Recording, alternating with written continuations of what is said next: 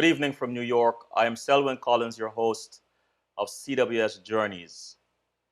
Those of you who are joining us for the first time, I'm always happy to have you because to me, these conversations is like a community around the campfire, feeling warm or getting warmer and sharing their stories. I believe that we are never more connected than when we share our stories. So I love to have conversations with people telling me about their journeys and you know their successes and their failures and the challenges and how they overcame them.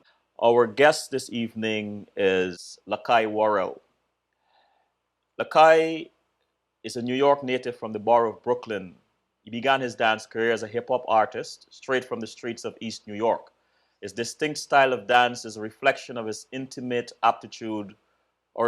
its innate aptitude for movement and a continued exploration in modern, jazz, African, hip hop, and ballet disciplines.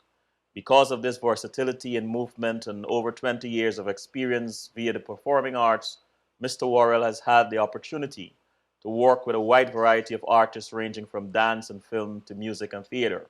Presently, he's a co-founder and co-executive artistic director of Pure Elements, an evolution in dance, sits on the advisory committee for Dance NYC, and is featured in the films PS Dance by filmmaker Nell Shelby.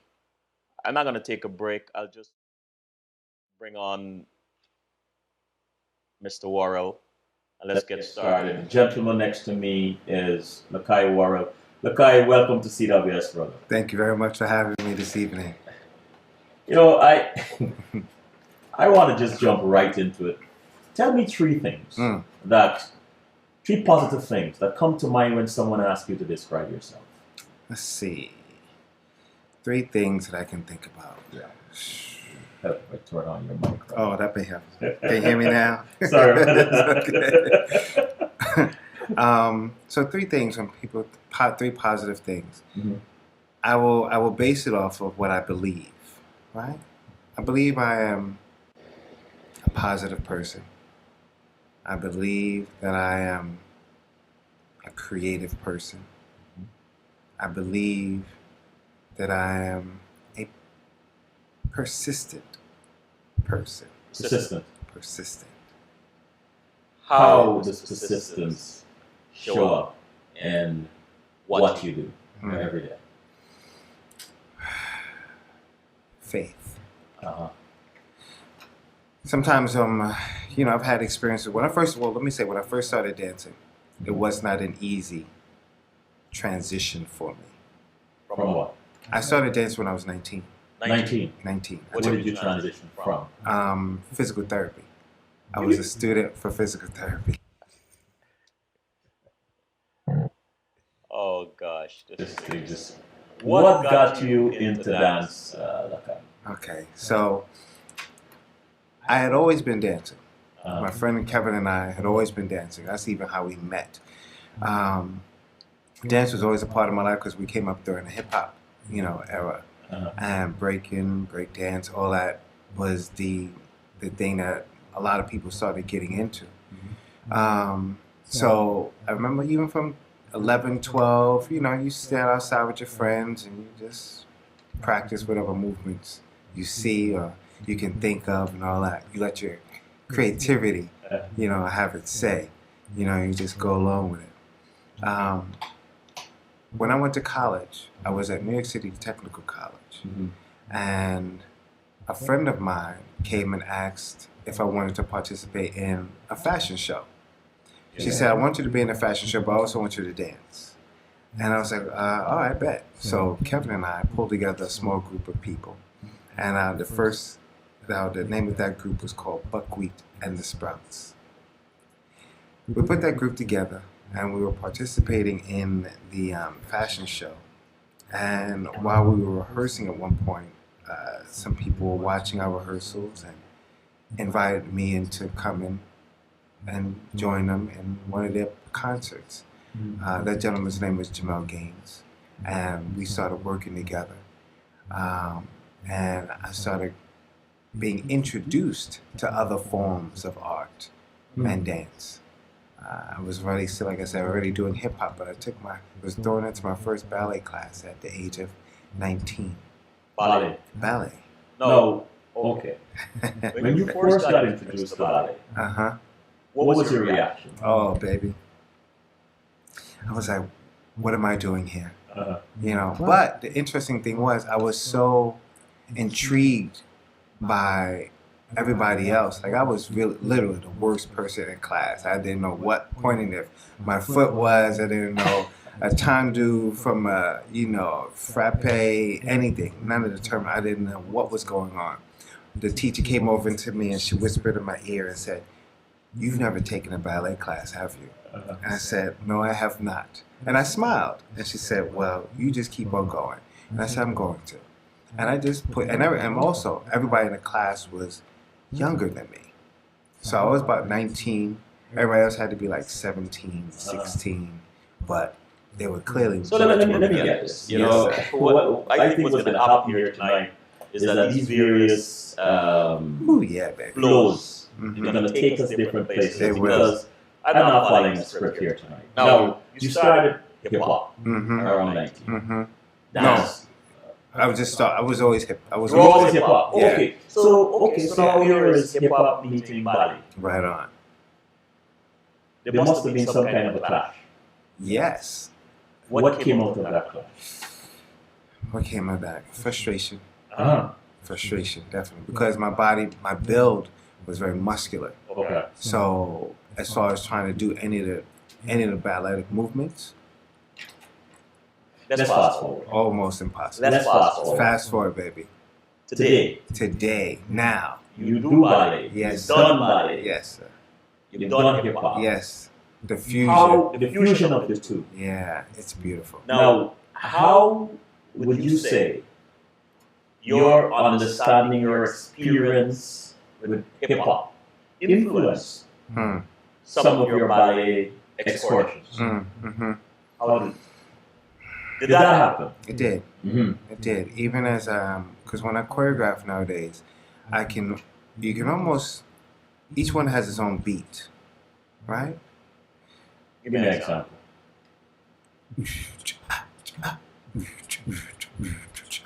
So that's your hip hop beat. Yes. Right? Ballet may have a more of a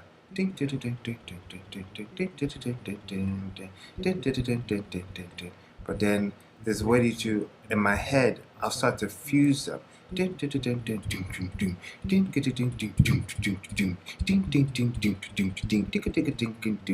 it's the syncopation and it's this melody, this new melody begins to be created, and then I'll try to morph my body into those particular shapes. So ballet has its terminology and its shapes. Hip hop has its terminology and its shapes. But when you start to find a comparison between moments, they can meet at a crossroads, and then start to expand from there and almost birth something new, something different. No, it's obvious that you have musical aptitude. Now, does this help with your dance? Yeah. Because I remember somewhere I read or saw on the tape where Michael Jackson said he would work on the bass. You hear the bass in his head, the bass line, and he would start from there and then start building. Right. So the music, the ability to be bop and so on helps you a lot. Yeah. I'm gonna go back. I want to explore your early timeline. Okay. You're born in Brooklyn. Give us a glimpse of life for you when, from the ages of 9 and let's say 15. Who was Lakai? Who was Lakai? 9 and 15. So growing up in Brookline projects, and things were quite difficult. 9 through 15. Let's see. 9. And then at 15. Not 4. Oh, not 9. Okay. Talk to me about 9. Give us a glimpse here. What was happening? Who were you? Who you think you were? And then at 15. I didn't know who I was. I didn't know who I was at 9. I didn't know what was happening. There was a lot going on because in my household we had a lot of challenges growing up in the projects. My mother was sick with epilepsy. Oh. My sister had her challenges with some alcohol at that time. The household was overcrowded. So, there was always this need for an escape, So even at 9, I didn't know how to escape because, you really can't go anywhere, But you got to try to find somewhere. So I guess I was very quiet, So I stayed to myself a lot. I found my solace in my own silence. That was the only place I could find peace. So if I sat in a room, or even if I did go outside and hang out with the few friends I did have, I still always found my greatest peace when I was quiet. Then at 15, at 15, you're in high school, right? You're in high school. A new a new self started to be discovered because that's when I started feeling more confident about myself. Junior high school was a decent trick, but high school was where I really started to identify myself as an individual and really started to connect to my own power, What do you think was instrumental in this? What was instrumental? I took a chance and I went to Edward R. Murrow High School. Why was that a chance? Because from Brookline, most of everybody either went to Canarsie High School or South Shore. Right. So I was like, I don't want to go where everybody else is going. I wanted to explore somewhere different. So I filled it out and my grades were good enough. Yeah. So I got us accepted into Edward R. Murrow High School and took the trek across town every morning. I made my way there, and within that, I didn't know anybody except one person in the school, but I didn't know she was there. But she was a senior and she was graduating, but I didn't know anyone. So I had to really discover myself there, Yes. And it wasn't scary. It wasn't scary. It was exciting. It was exciting, it was intriguing. We met a lot of people. It was the first time I started to really meet different cultures. It's like a rebirth. Yeah. Yeah. And I remember being in the hallway and walking through and seeing people see me in a different way. And really just connecting to a joy of not being alone, but being able to because you know how sometimes it is when people they think they know who you are. Like in the projects, everyone thinks they know who you are. They know your mother, they know your sister. They can assess you based upon who you're connected to. But I didn't have that when I went to high school. So did you find a sort of freedom? I did. In this I did. Sort of nakedness? Yeah, I did. Because again, like I said, they saw me, and I was able to help them discover who I was, and in helping them, I was able to help myself also. You know what I mean? You mentioned your mom in your early days, epilepsy. What is your favorite memory of her when you were a child? That's a rough one. That's a rough one because I don't remember much. My older sister always laughs at me, and she'll tell anybody who will listen that when I was younger, I never spoke. But in my non-speaking, I always stood and sat by my mother's side. So I never left her side. Wherever we went, I just never spoke. She said I didn't speak till I was 4 or 5. What?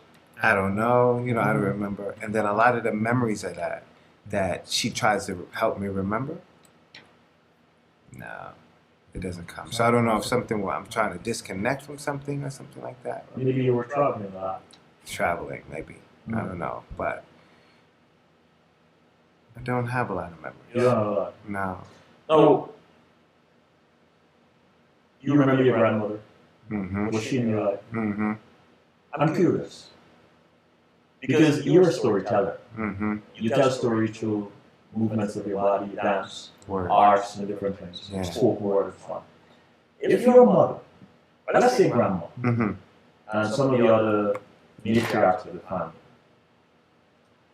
If you were to eavesdrop them telling a story to the other young ladies, like a rites of passage story to the young, what type of story you think they would be saying, telling?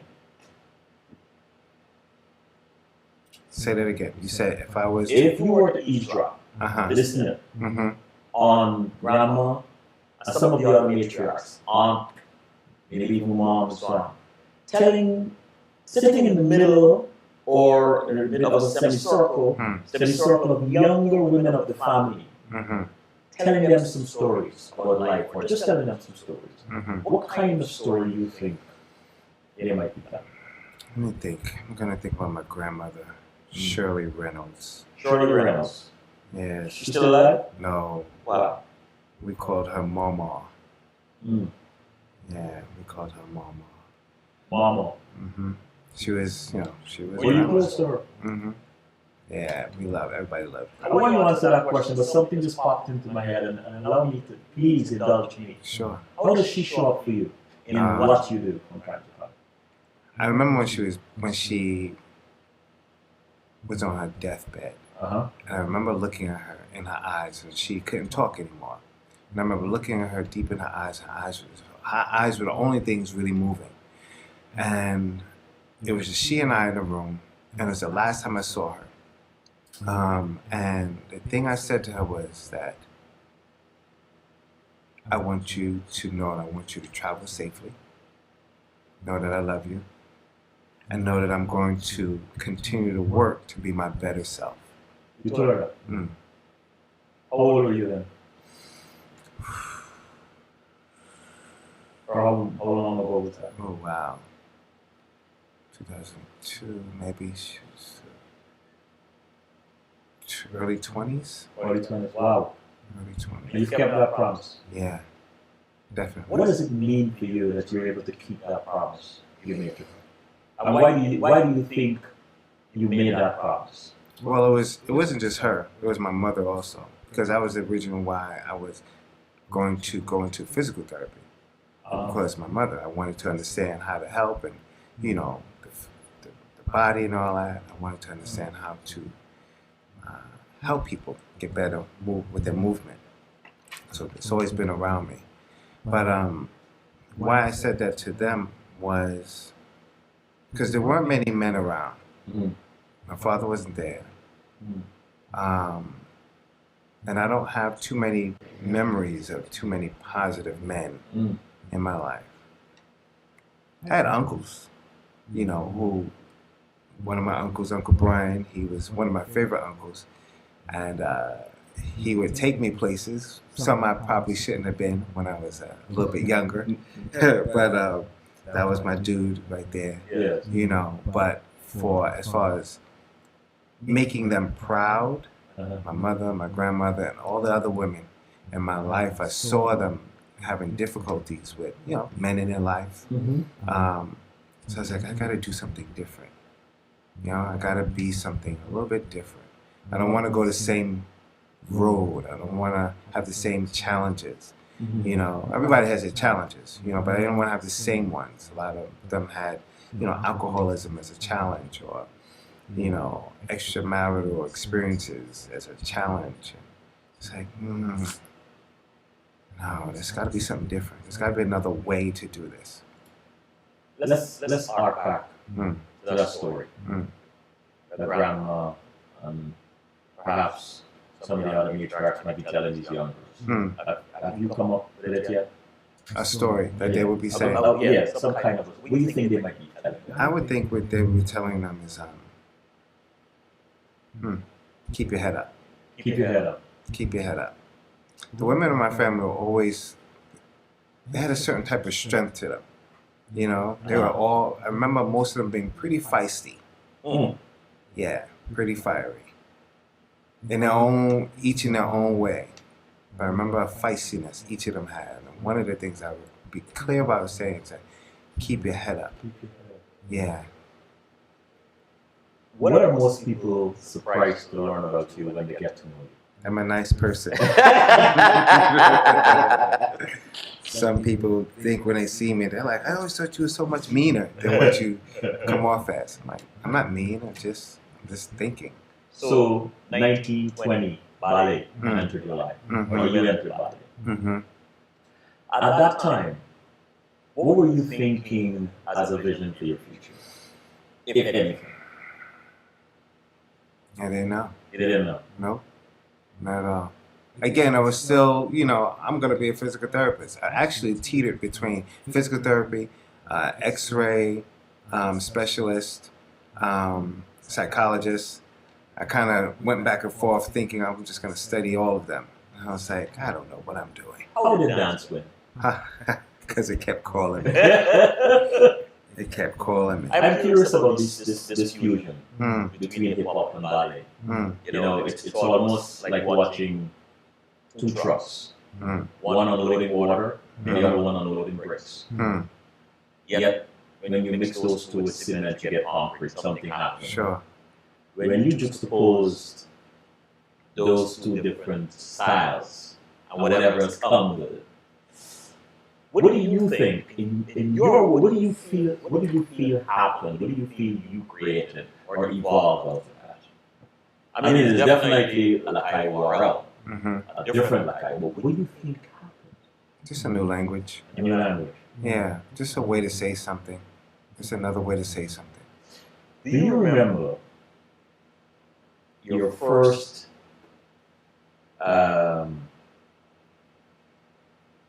your first, let me use one of Oprah's words, but do you remember the moment you had that first realization that, damn, I love this? You remember that? Of dance, yeah. Word. What was happening? We used to go to this place called Ferretta. And Ferretta was this place in the city where you could go take a whole bunch of African dance classes. And it was a great community space. Everybody would go down there. We'd be down there from 5 to 11 almost every night, taking different classes, And I remember I was also in rehearsal. I used to dance with this company called Kaidiba West African Dance Company. No, it wasn't rehearsal. It was just in a process I was working with Jubilation and Kaidiba and a couple of other people. But I was taking class in Ferretta one night. I was going across the floor dancing. And I remember just being like, man, this is great. The freedom, the drummers were playing, people were screaming. Everybody was just charged. It was just like freedom. The energy was, it was fire. Wow. Natural high. Oh my God. Natural high. It was like, oh my God, this is the best. And just to be able to, you feel good doing it. But then to see how other people watch you and share with you and edge you on and be like, come on, yeah, that's it. Oh man. Wow. That's the circle. That's the thing we all search for, for me. It's like you give and you receive all at the same time. And it's at the same level, When it's at the same level, that's when you feel, well, for me, your most joy. It's just that moment. 3 people in your life that you can think of that have contributed in a very meaningful way to who you have become or who you're evolving into. Who are 3 people you can think of? My wife. Mm-hmm. Yeah, my wife. Yeah. She's. You pause there. Yeah. That's my queen. That's my lady. She's rich. She's the truth. Wow. She's rich and she's the truth. Yeah. I like that, brother. She's the truth. She's rich and she's the truth. Wow. I knew she was my wife. We were at this event one time, and when I hear drums, I can get really open. Mm-hmm. And one of our teachers, our mentors, Obadiah Wright, he was there and he told her, watch me, because sometimes I can get really excited. And he said, watch him. And she said, okay, and placed her hand on my wrist. And when I tell you, this surge of energy flowed through my body, I was like, what was that? But it was so like invigorating. I was like, yo, I've never felt that before. What just happened? You know what I mean? And I was just like, and from that point on, you know, just kept on exploring each other, you know, our friendship and developing it as much as we possibly That's could. powerful. Oh That is man, powerful. oh man, it's To have such a connection to the universe through someone who you love, respect, and revere, brother. as a wife and woman. Wow.